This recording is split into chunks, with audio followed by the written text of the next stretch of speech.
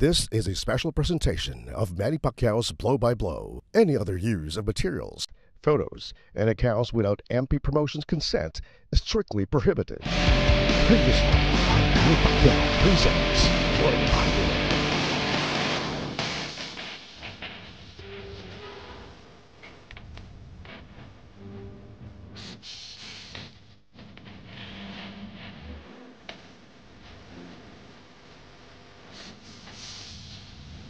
Tamloan over Goltiano. And let's review ano po nangyari sa laban na ito. Very interesting tactical fight.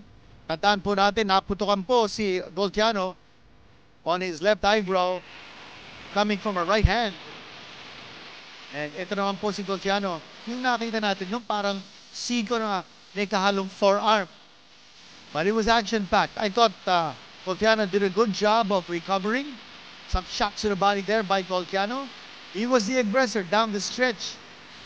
Siya po yung nakatama ng magagandang kombinasyon. But Tamloan will come away the victor by a majority decision.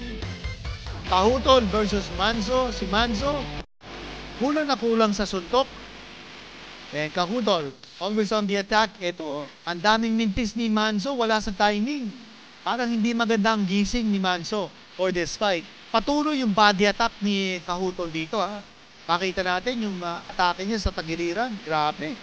More action. Ako, tumama doon yung counter ni Manzo with the left hand to strike the side of the body. Talagang binibigay niya. Oh, yoko, yan na naman. Noko, yung yoko. Grabe.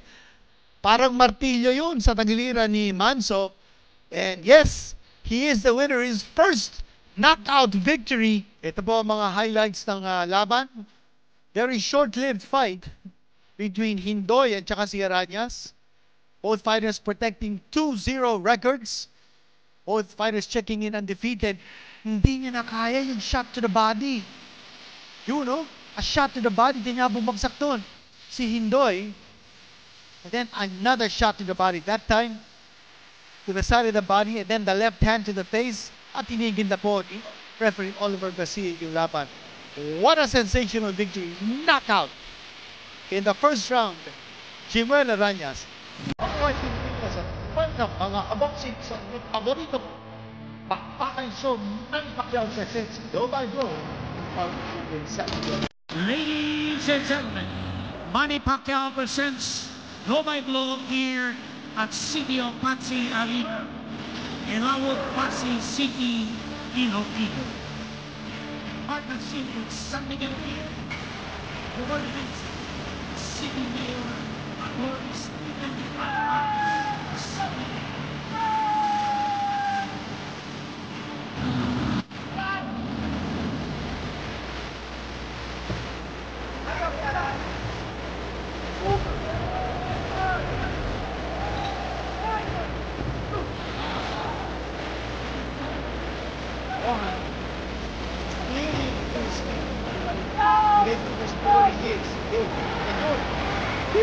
Stops the fight.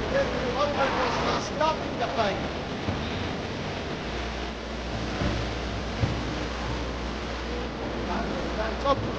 That's the second time he's gone down.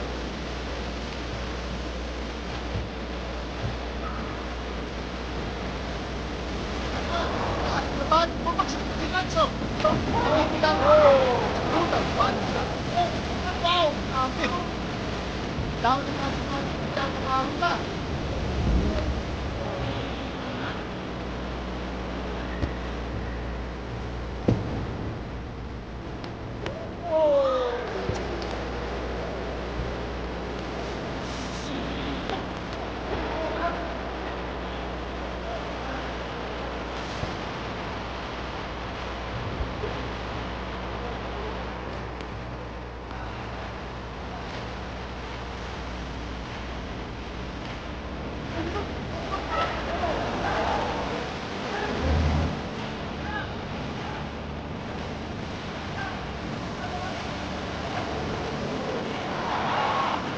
Fights for the teams and these that scored you will be champions of.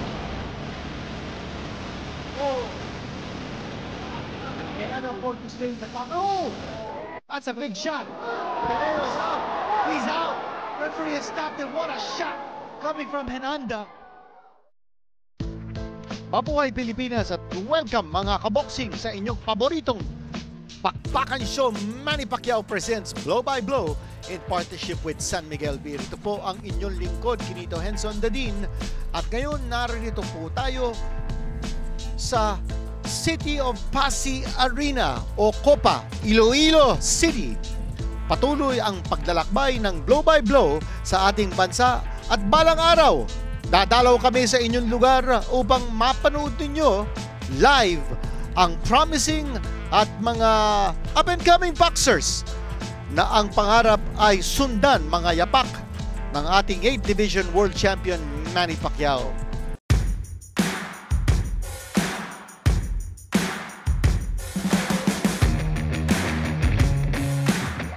Grabe, mahirap. Dapat tiyaga. Wala kang tiyaga, hindi mo maabot yung gusto mong abutin. Hard training lang po yung ginawa namin. Tapos yung mga tinuturo ng coach, sinusunod namin para magawa namin yung mga goals.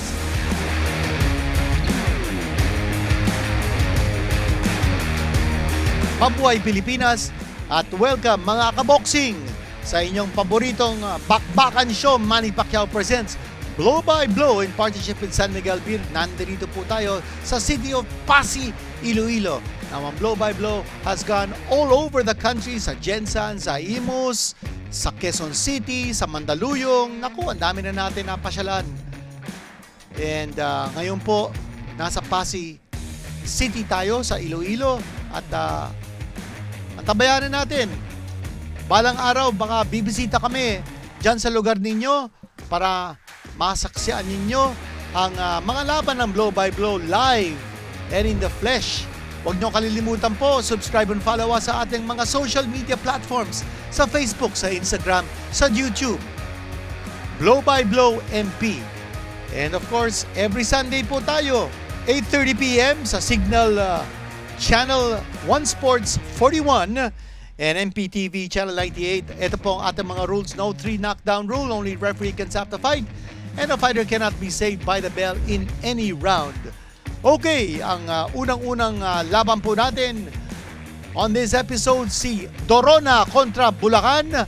And this is going to be a good one. And it is in the light flyweight division, limit of 108 pounds. It's a 6-rounder ang ating tail of the tape. Teenager pa po si Dorona, 22 years old naman po si Bulacan. Yung Bulacan po, hindi po galing Bulacan. Galing po siya Davao Oriental. Yan po. And hindi po nagkakalayo ang kanilang height, but may 3-inch height advantage, reach advantage si Dorona. Battle of Undefeated Fighters. Ito na po ang ring announcer, Bobby Mondejar. Ladies and gentlemen, introducing the fighter coming into the ring, Roland Bulacan.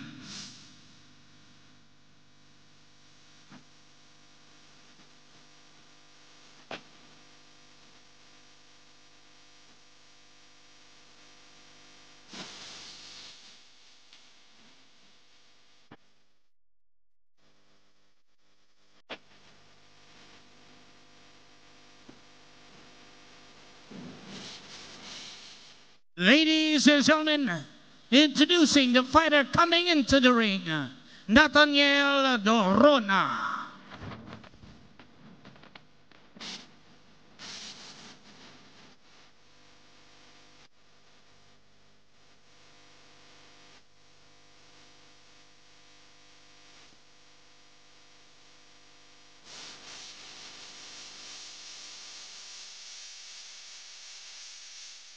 Ladies and gentlemen, Manny Pacquiao presents Blow by Blow here at City of Pasig Arena, Elawod, Pasig City, Iloilo. In partnership with San Miguel Beer, in coordination with City Mayor Attorney Stephen Palmares, CBA, Mr. Lorenzo C. of Chelsea Promotions, and the City Government of Pasig. Ladies and gentlemen, This bout is for the Games and Amusements Board Light Flyweight Division. Ladies and gentlemen, introducing the fighter fighting out of the blue corner. He weighed in at 109 pounds. He has a record of 2 wins, no loss. Fighting out of Moreno Boxing Team, Digos, Davao. Ladies and gentlemen, Roland Bulacan. Bulacan. Right across the ring, fighting out of the red corner. He weighed in at 108 pounds. He has a record of 2 wins, no loss. Fighting out of Double R Boxing Team, Antipas, North Cotabato. Ladies and gentlemen, Nathaniel Dorona. Dorona. Judges at ringside, Oliver Garcia, Romar Embodo, Greg Ortega. Third man in the ring, referee Gerald Tomeldan.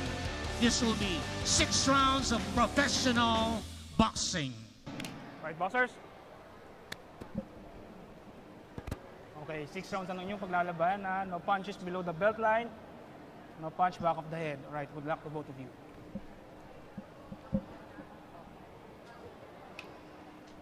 Six rounds po ang paglalabanan ng dalawang boksingero natin, si Dorona at Bulacan.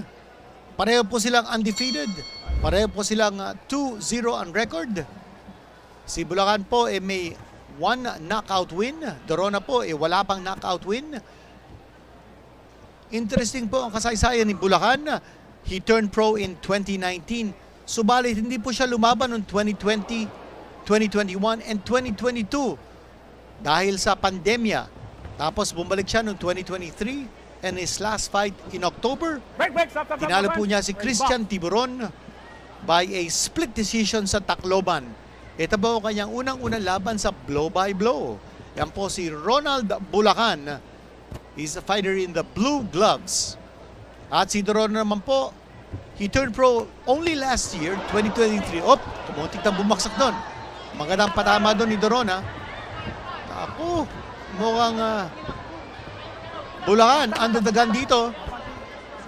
And again, talking about Dorona, last December po, naipanalo po niya yung laban niya against Steven Lagrama, technical decision in the 3rd round.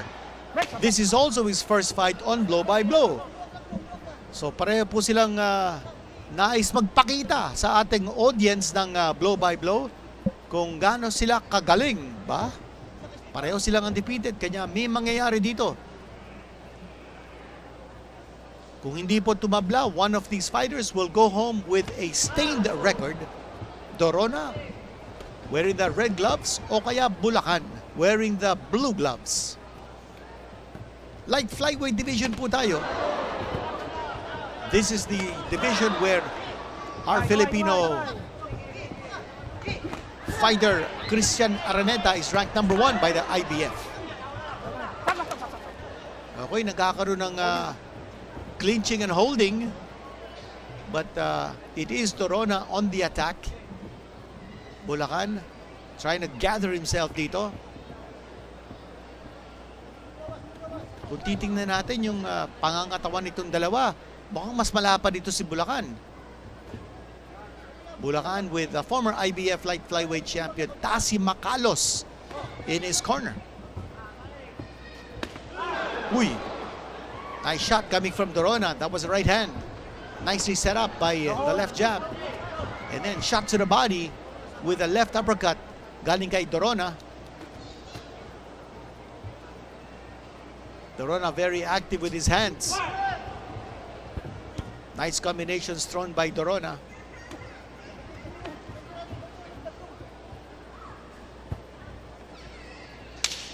All right, 10 seconds. 10 seconds to go.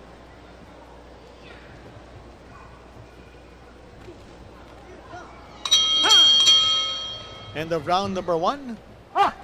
And si Dorona, tinitigan pa si Bulacan at the sound of the bell. Some side tactics going on sa laban. But a good round there for Dorona in round number 1. Si Robert Olan-Olan ang trainer po ni Dorona, sana naman umulan yung mga suntok ni Dorona sa laban na ito. Yan po ang pangarap ng ating trainer Robert Ulan-Ulan. Punch of the round brought to you by San Miguel Beer. Panurin po natin. Tumama yung kanan galing kay Bulacan pero natamaan din siya. Oh, nice shot to the body there. Oh. And then na-off balance si Bulacan. But coming from that left hand ni Dorona, nasa ngitan niya ng right to the body si Bulacan. Maganda itong atake ni Dorona because he's not focused on just the body but also the head. So he mixes up his punches upstairs and downstairs. Makes it difficult now for Bulacan to read kung saan magagaling yung mga suntok o yung point of attack ni Dorona. Bulacan, parang siyang pumapasok ngayon. Look at his feet. They're moving closer and closer to cut the distance between siya at saka si Dorona. Pero pagpasok niya, dapat sumusundok. Huwag siyang papasok kung hindi siya sumusundok kasi siya masusuntok. Again, that's a very fundamental thing to think about if you're a boxer. As you come charging in, you've got to throw your hands. If not, you're going to be an easy target for your opponent. And the whole idea of boxing is not to get hit and of course, for you to hit your opponents consistently.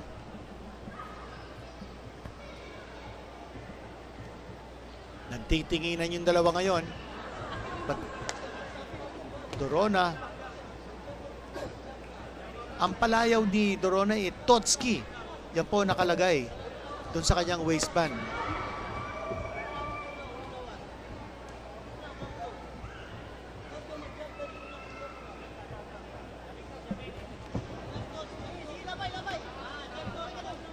Moving around is Dorona, circling away, throwing combinations, throwing shots to the body and the face. And he's keeping Bulacan guessing kung saan magagaling yung suntok. Good combinations there, but Bulacan trying to pin Dorona along the ropes. Ang hinahanap dito ni Bulacan, standing target. Masyadong magalaw ito si Dorona. Oh.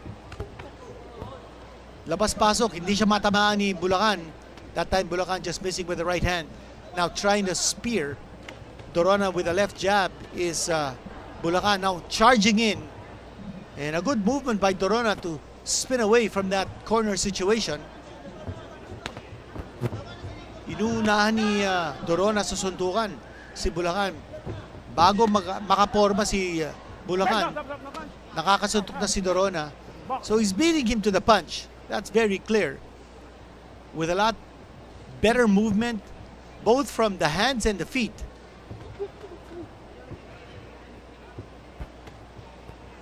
Left jab from Dorona. Totski doing a good job. Oh, nice shot there by Bulacan. Tumama yung kaliwa ni Bulacan just before the sound of the bell.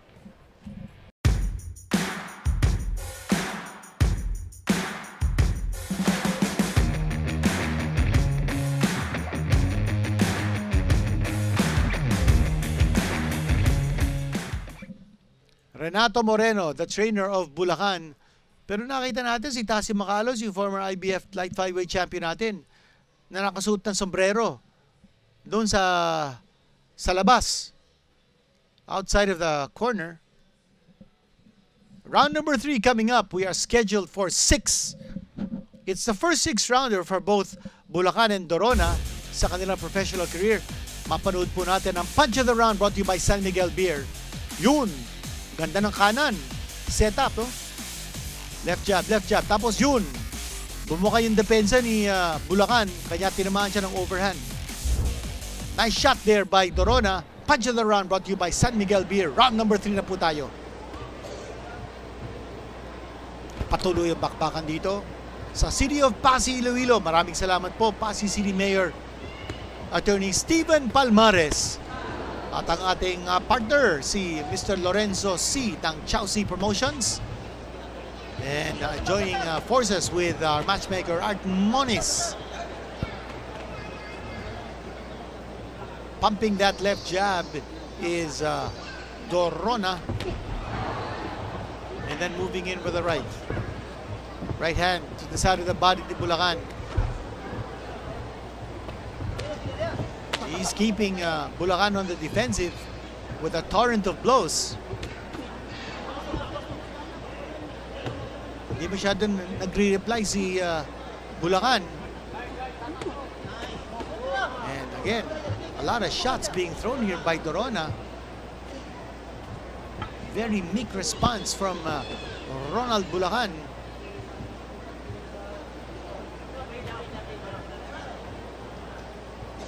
Bulacan has to be more active. Take the fight to his opponent. Left hand coming from Dorona. Another left hand.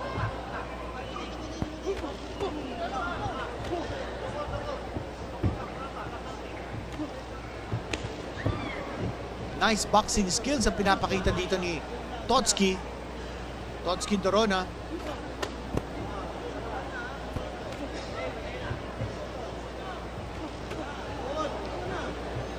Double left jab coming from Dorona. Another left jab. And he's throwing Bulacan off rhythm. Hindi mahanap ni Bulacan yung timing niya eh. Hindi lang magalaw si Dorona. Marami pang suntok ng binibitawan.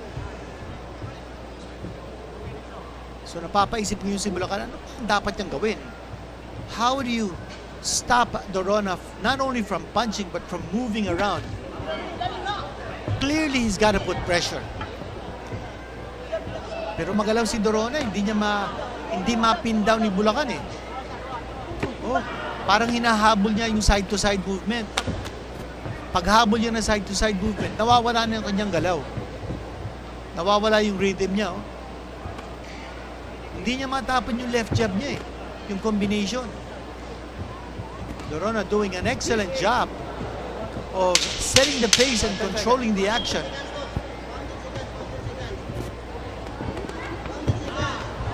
Very fundamental ang boxing skills ni Dorona. Very promising fighter for someone with a record of 2-0. Ang mga ginagalaw niya sa loob ng ring, parang veterano siya. Bulacan looks like he's under the gun. Yan naman po si Dorona. Robert Olan-Olan must be very happy sa performance ni Dorona so far. Parang nawawalan ng kumpiyansa ito si Bulacan. Renato Moreno, the trainer now, showing how it's done. Trying to keep his boys' confidence up. Punch of the round natin. Ito, binububog ni Dorona si Bulacan. Shot to the body, shot to the face. Okay. Round number 4 na po tayo. Scheduled for 6. Been a good one. Napansin natin dun sa corner ni Bulacan, parang ang baba na ng kumpiyansa niya. But here's Bulacan trying to make a fight of it. He's putting on the pressure. Here we go.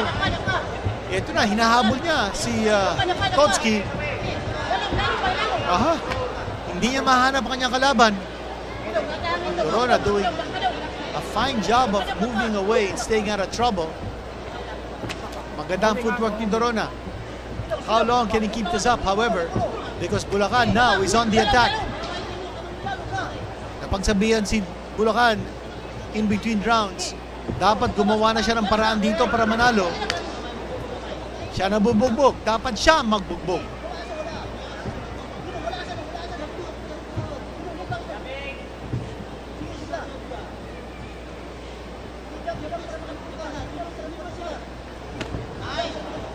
Right hand over the top, galing kay Dorona. Again, once more, no? Nauunahan si Bulacan ni Dorona sa sundukan.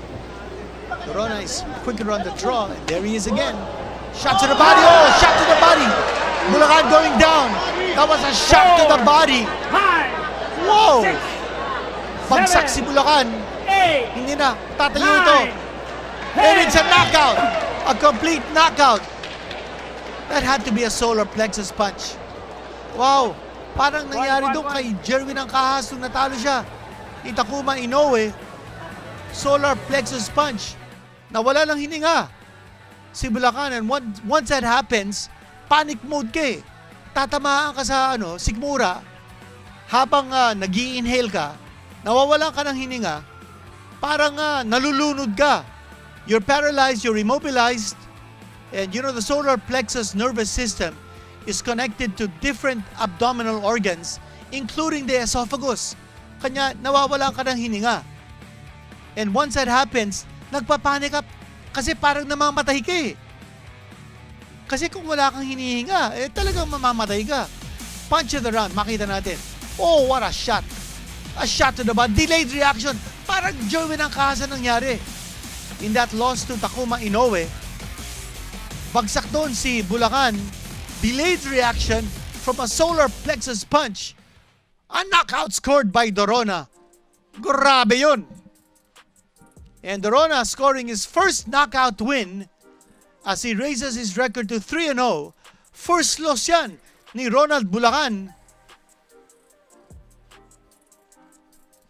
Wow, what a victory by Dorona. Pero actually, right from the start, kontrolado niya yung action eh. Ang ganda ng pinakita niya. Team Antipas from North Cotabato. Very good boxing skills, but may punching power din. Ladies and Ito na gentlemen, si ring announcer. the time, Bobby Mandihar. 1 minute and 34 seconds of the fourth round. Winner by knockout, Nathaniel Tutski Dorona. Dorona. Ayun po, si Tutski. Sa kaya napulot ni Dorona itong nickname niya, Tutski. Nathaniel Dorona. Siya po nanalo. Body shot. 134 on the fourth round over Ronald Bulacan. Ganda ng pagkagawa niya. What a way to finish this fight. Ended it with a flourish. Scheduled for 6. Ito po mga highlights. Dorona. Malayo maaabutan itong bata na to. As he raises his record to 3-0. Ito, panuuri po natin. Yun. Kumontik nang nahulog dun si Bulacan in the first round. And then, look at the timing. Ang ganda ng kanyang iwas, tapos suntok. Tapos may foot movement pa. Timing na timing. Tsaka alam niya kung saan yung target niya eh. Asintado. Sapul na sapul yung mga suntok niya. And again, you watch this body shot. Yun. Delayed reaction. Biglang bumagsak na lang si Bulacan. Nabilangan siya ng 10. Dorona, winner by knockout in the fourth round over Ronald Bulacan. A very promising fighter indeed. Up next, Bugas kontra Pabular. 6-rounder in the minimum weight division. Stay with us for more action sa Manny Pacquiao presents Blow by Blow in partnership with San Miguel Beer.